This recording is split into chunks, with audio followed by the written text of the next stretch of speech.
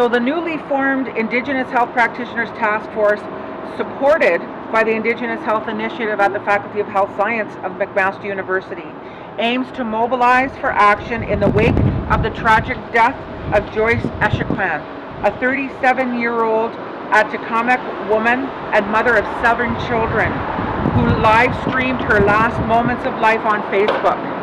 Her video documented a shocking display of hate and racism she received by healthcare workers.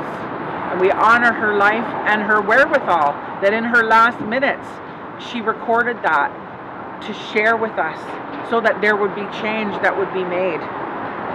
Members of the IHP task force include local, regional, Indigenous doctors, nurses, students, and traditional helpers, some of them who you've met today, who have all expressed our disbelief, our shock, and our anger regarding the blatant act of racism from healthcare workers in Quebec's Joliet Hospital. The IHP task force aims to amplify the voices of Joyce's family and supporters of those of many in this region who have also experienced systemic anti-Indigenous racism and discrimination.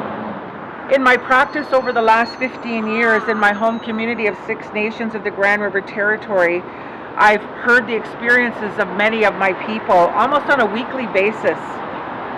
And while the deaths of Joyce and George are heartbreaking, unfortunately for me and most Indigenous people in Canada, they're not surprising. From experiences such as having a nurse take a dressing out of the garbage and place it back on an infected ulcer, having your long braid cut off while you sleep in your hospital bed because your nurse doesn't think elderly men should have long hair, to being pronounced dead while still alive. I have heard these stories time and time again, and as an Indigenous woman, to hear these incidents is traumatizing. However, as a physician, I can utilize my role to lead the change in the system within which I work. The task force acknowledges that racism exists in Canada.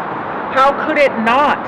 This country was founded on the principles of racist action when lands were taken from Indigenous people.